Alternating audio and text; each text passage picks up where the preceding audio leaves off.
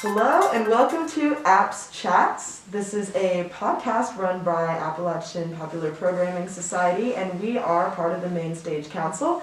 I am your host, Bailey McCowan, and this is my co-host and fellow Main Stage member, Daniel Huggins. And today we're going to talk about the local music scene in Boone and some of Boone bands, house show venues, that type of thing. There's going to be a different topic every week, so look out for that. So first, Daniel, I'd like to ask you, what are some of your favorite, bands here in Boone? Who do you really like to see? Who do you really resonate with? So starting off, I was going to bring up Caffeine Daydream as one of my favorites. I agree. They are a super energetic pop punk kind of band, and they just work an audience very well. Yeah. And then also I was going to bring up Dropping Plates as a great funk band. True. That plays around a lot. Honestly, I see them at every venue, even when they're not playing. Yeah. I'll go to Ransom some nights and they're still watching bands. Yeah. So they're really cool. But yeah, those are two of my favorites. Caffeine Daydream just went to Boston, Massachusetts Really? to record their, I think they're working on their first debut studio album. That's awesome. I know those boys. Keep an eye Alex, for that. Cooper, Zane. They're awesome. They're doing a GoFundMe. If you look at their Instagram, just shout them out real quick. Even just a little bit. I think they're halfway through their goal right now. So, and that's gives them the opportunity to go back to Boston and record that stuff. But yeah, they're really good. Stage presence wise, and Dropping Plates, I just get so funked out to them. I'll just listen to them and just completely zone in on their everything. They just be knowing what to do. And Aaron's brother Sam is in Motel Pink.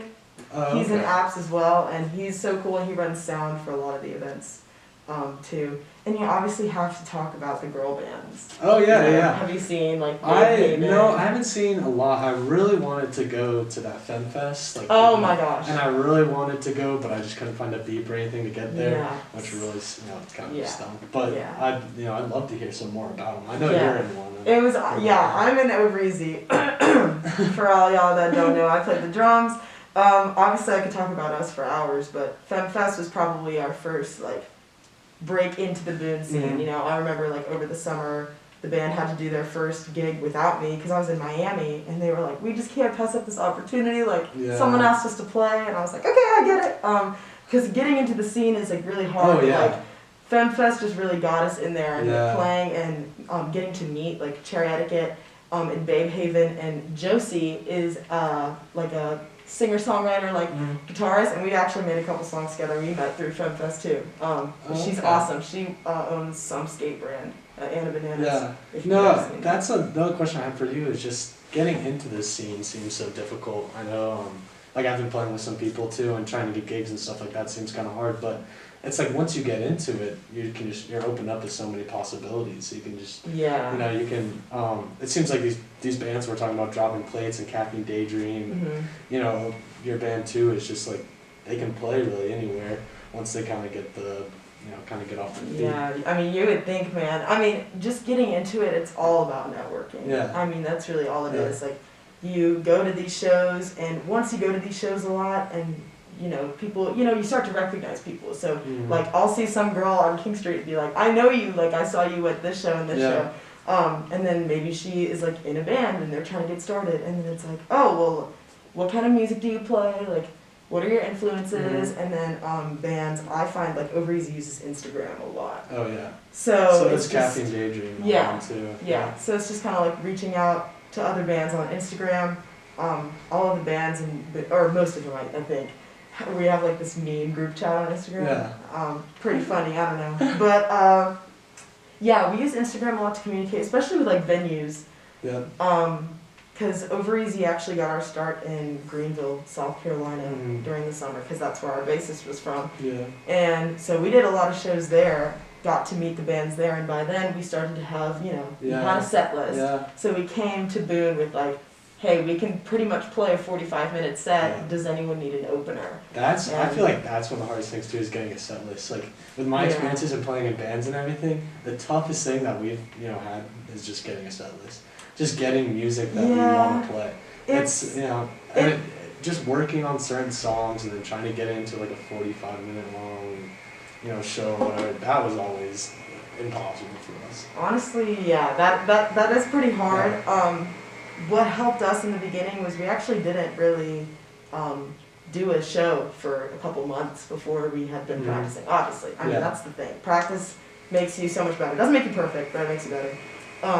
And what we did was we had our first band meeting. We were just jamming together, and then we were like, all right. We talked about our influences, who we loved, and we made a collaborative playlist and just added songs. Yeah. And that's kind of just all I listened to for a couple months. It's like, what's everyone like what are our influences? Because eventually, like, hopefully, you're gonna be writing songs with these people and like sharing a lot of vulnerability and playing shows together. And it's like you really become tight knit. Like a lot of these bands, they live together or they're really close and that kind of thing. I don't know. So just knowing your influences, and then you say, hey, like I really think we should play this song. I mean, one time I came to Ovary-Z and was like, we should play "Bring Me to Life" by Evanescence, and they were like, no, and I was like, oh, okay. So sometimes we'll come with ideas, and it's like, yeah, it's like these bands are always playing, and it's like, where are you getting all this music from? Like, where are you coming up with all this music? I mean, and 4 separate people. Yeah, I know, and it's like Caffeine Daydream or Motel Pink, they're playing every weekend. Yeah. And it's like, where are you getting all this stuff? And I don't get how they can just bring it all together and get new music every week. Yeah. It's just incredible to me to see them play. So, that is. It takes your experience, like what that was. Crazy. I don't know. I was gonna say talent, but that's not the case. I mean, for me, just particularly.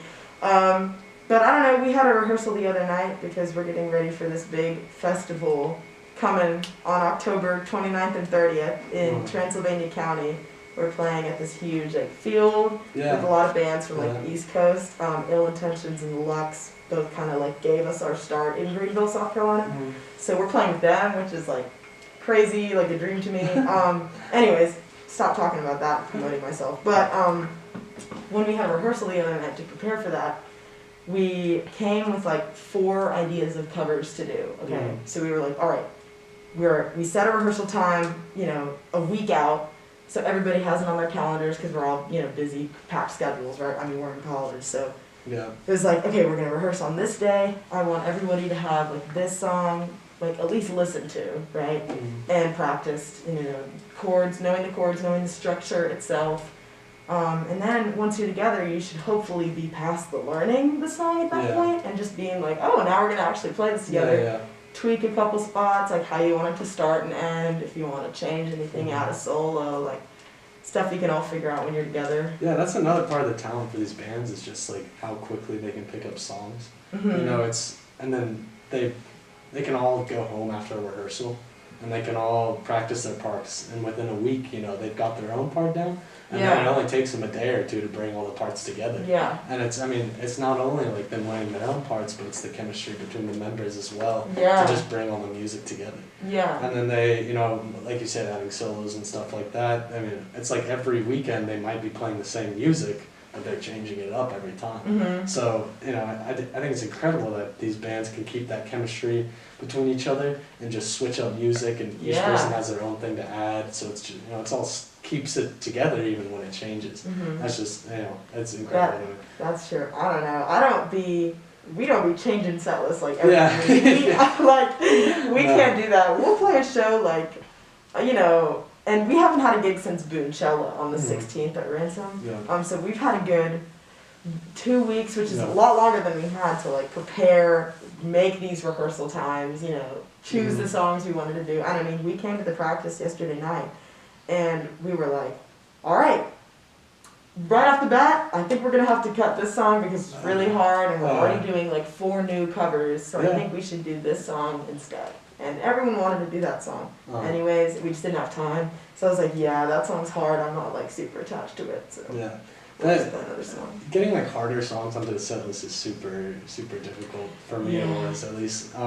With my experiences in playing in bands and stuff like that, it just amazes me how these Boone bands can get these super difficult songs on their set list. I remember we were always playing Seven Nation Army or Winter Sandman, which the audience may not know, but super easy I know songs. Seven Nation Army. No, but they don't know that it's just super easy songs to kind of get on the set list. True. So you kind of start off with that. True. And then you know, it was hard to really get past that, like put other songs that we could really put together onto the Now set it's list. like, okay guys, we're all musicians, we've Yeah, been doing this for a little bit. It's like we kind of need to be switching stuff up. Yeah. And, you know, that's what these Boone bands do so well is True. they add their own stuff, they switch up the easy songs so they sound more difficult, and then they add difficult songs onto the set list too. Yeah. And it's just, you know, it's amazing how they can just fill up a whole set list with all this, you know, crazy good music. True. And I want to talk about songwriting too, because you write songs, right? A little bit, you know.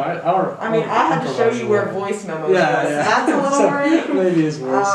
Yeah, I mean, I put like every single idea, thought that comes into my head. Like I wake up in the morning just like going to the bathroom and peeing ideas. It's all just be on my voice memo. I was like, oh my gosh. Anyways, so when you all bring that together as a band, have you had the chance to do that? Because I feel like covers can only do so much for a band. Oh yeah. That's great. Like bands need covers for a lot of things. Stage presence. I mean, getting people to know who your influences are. Yeah, it's hard to get that energy with songs that people just don't know. Yeah, right. I understand what you're saying. So, like original songs, like I don't know. I really like that about. I think Babe Haven's trying to come out with an EP. Caffeine Daydream. I love their original songs.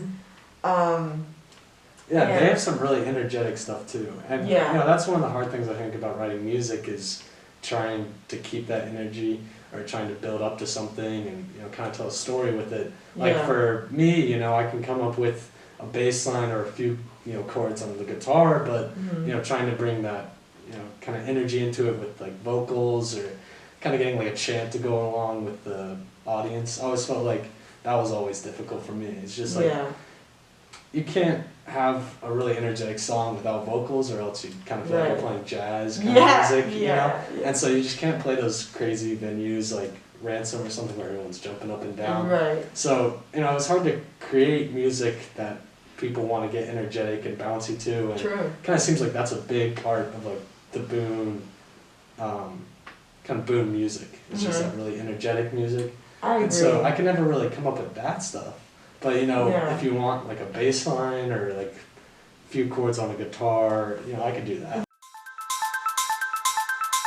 Okay, so let's talk about songwriting, because you were talking about how it's interesting how like a lot of bands have like different tastes and stuff. I don't know. I know like when we come together, you said you just have like a guitar riff and like a bass. Yeah, so for me, the hardest part was always getting vocals into the music. I've just never been good at writing like poetry or anything like that. I don't really know how the whole kind of vocal process comes to. But I was always able to just, you know, like write a bass line or something over some drums. So, you know, whenever I go to the LLC and use their practice room or whatever, you know, it was really easy for me and two other guys to just come up with something real quick, like a few riffs, and then we could play that. But getting vocals over it has been the hardest part for me so far. I mean, I think like bands, that's the beauty of a band, is because you have a drummer that maybe can do some other stuff, but knows how to play drums. You know, you have a guitarist that knows their way around a guitar. So like when you're a band and you get together and say, let's write a song, it's like maybe sometimes it starts with like D says, I have a really cool guitar riff, and we're like, okay, let's hear it, and then like they'll play it, and I'll be like, ooh, I got this drum beat to go over it, and then we'll figure out bass, and then Beck will write some lyrics. Like sometimes like that, or Beck will come with lyrics, and then we'll decide like, okay, based on what this story that she's created, like what's this vibe of the song, like you know, start it like that. So I think that's really cool. I think each, especially with the Boone bands, is that each song kind of has a moment for each instrument to kind of shine. You know, and you know, some bands have some stronger instruments than others. Like I really enjoyed the drumming on Caffeine Daydream. I think he's a super energetic drummer. He's crazy. He's just amazing. Cooper is awesome. And he, like, you know, he's behind the drum kit, but still he can work a crowd. And then, you know, he may be very good at drums, but he's also very good at communicating with the rest of his band. You know, you said earlier, like each person might only be good at one instrument, but for a band to work, you've got to be able to work with everyone else. Because, you know, you could be incredible on the guitar, like playing solos or whatever, but if you don't know how to communicate with other, you know, band players, then it's just not going to go very far, and you're going to lose the audience and everything like that. So, you know, this, you know, Caffeine Daydream is the example I brought up. It's just, you know, incredibly good at bringing that all together. And, you know, like their drummer really shows that, I think.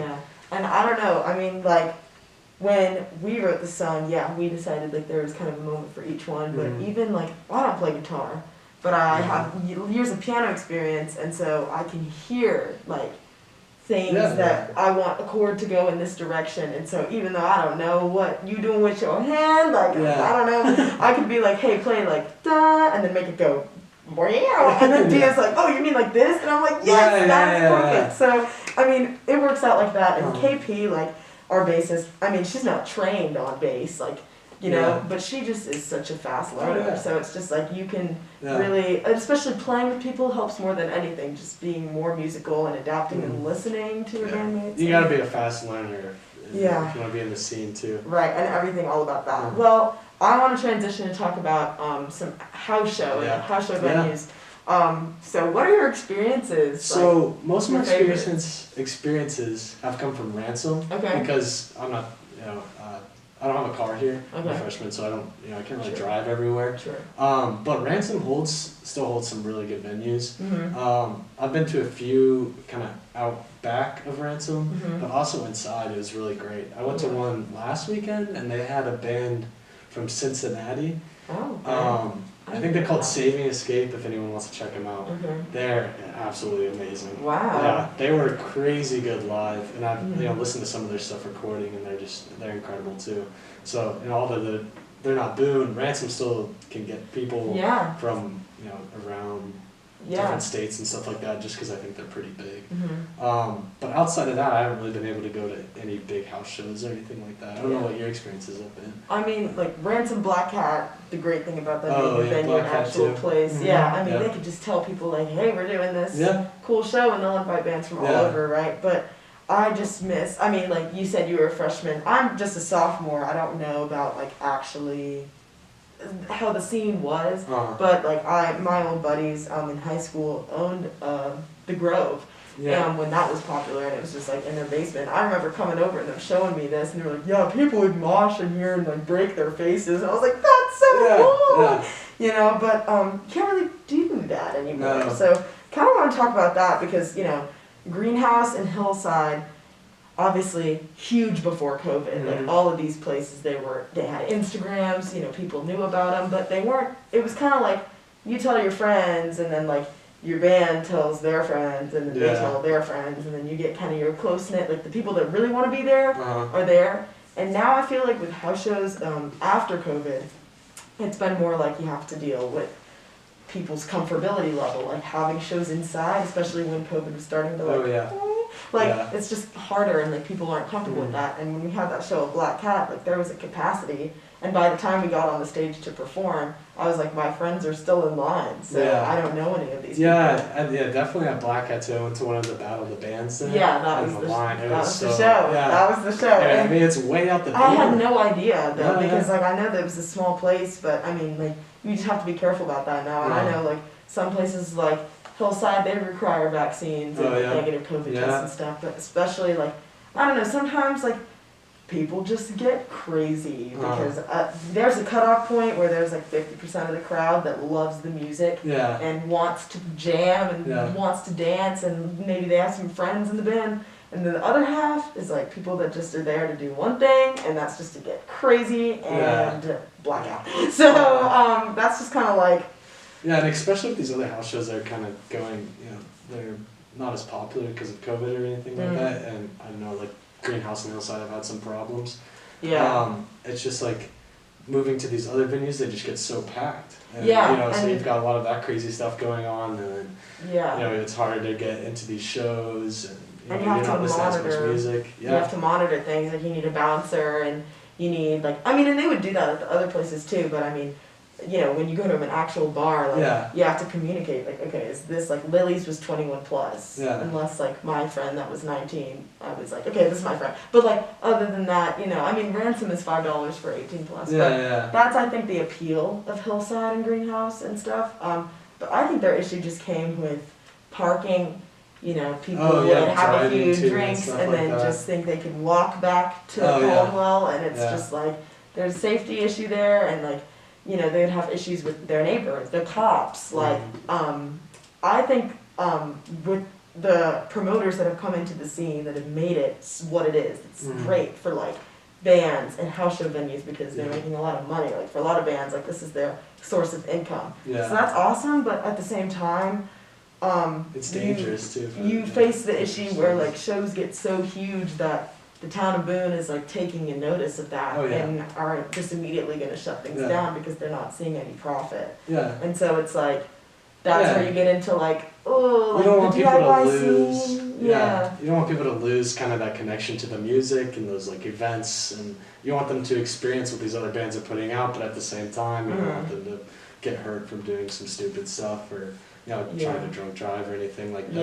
Yeah. And then trying to pack them into these small venues like Ransom or Black Cat, it's impossible. Like, and it's harder to regulate because I mean some of these venues, like when we did our show at like Legends, it was great, but they have to, because it's through the university and it's their everything, like everything was a lot more monitored. Yeah. So then you have to think about like how is that going to affect the crowd of people that are going to be there? Yeah. Because yes, maybe FemFest and these huge hillside shows have pulled big crowds, but maybe that's just because people had a little bit more freedom, if that makes sense. Which, yes, there's a lot. So it's hard to find that balance of like, you need, if anyone has a drink out on, while they're dancing, like absolutely not, like kicked out or like no moshing allowed or stage diving or anything like that. Yeah, it's kind of the problem we've had at APPS, at least as like a freshman coming into it. It just looks like Legends and stuff like that. It's a lot harder to get people to kind of come in because we're moderating a lot more of it. True. And, as a university, you can't just be like, do whatever you want. Right.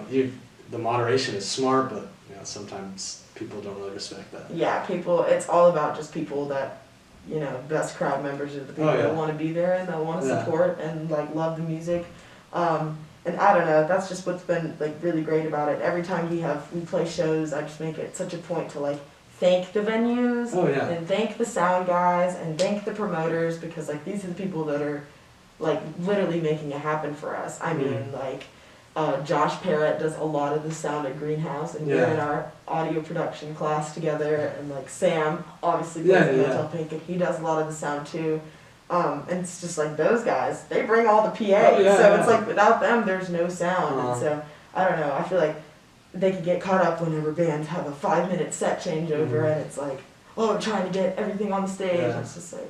Yeah, I haven't had as much experience with that. I know like you're in the band, so you've actually been playing venues here. Yeah. But the venues where they've got 3 or 4 bands all playing in one night, it's I go to Ransom every now and then, and you can really see them kind of struggling to get everything in and out. And then, especially when you've got packed venues now because they're cutting off other places, like you gotta get people to move out of the way so you can move equipment and get everything set up. Like, I really respect these bands. They're able to just like move everything out of the way, get stuff ready, and just start playing. And that's another thing I didn't even think about, but like playing shows with other bands that are cool and like getting to like people ask me, I remember one of the first shows we did in Boone, someone was like, can I use your sticks? And I was like, no problem at all, like I'm using your entire drum kit. Of course you can use my sticks, that's all I brought. Like so it's just like I didn't have my drum kit up here at first and everybody was just so sweet at like, you could use my bass amp, like you could use like this stuff because we're all musicians and professionals and we can like, I don't know, I like that community a lot. I go to the LOC a lot to play and that's the only thing is I just use other people's equipment just because I don't have mine. And they kind of leave it there for you to use it. Like people are so welcoming and they're like, go ahead, use whatever. So I have my bass, but that's about it. Like people are just super nice when using your equipment. And so that really helps to kind of get practice and get shows going. Yeah, and I don't know. I mean, practice. I mean, if anyone out there is wanting to be in a band, you should absolutely do it. I mean, like I would love like bands just jamming together and sharing ideas and sharing styles, supporting each other on Instagram. I'm just kind of making, like final points, but like to keep this house show scene like running the way that it used to, and like with everything going on, COVID, everything's already hard enough in life and in school. So I think just being a respectful human being and like you, man, and attending shows and supporting and being like an active don't be scared of the member. numbers of other bands either. Like if you think like, they're doing it all, I can't get in. I love when people talk to me. Yeah, yeah. I'm like, yeah. Honestly, just I feel like asking questions to these bands and just like how to get into the scene and everything like that. Yeah. That's the best way you can do it. It's awesome. Yeah. I mean, and just get connections with people and making stuff like connections. That. Yeah, everything like that.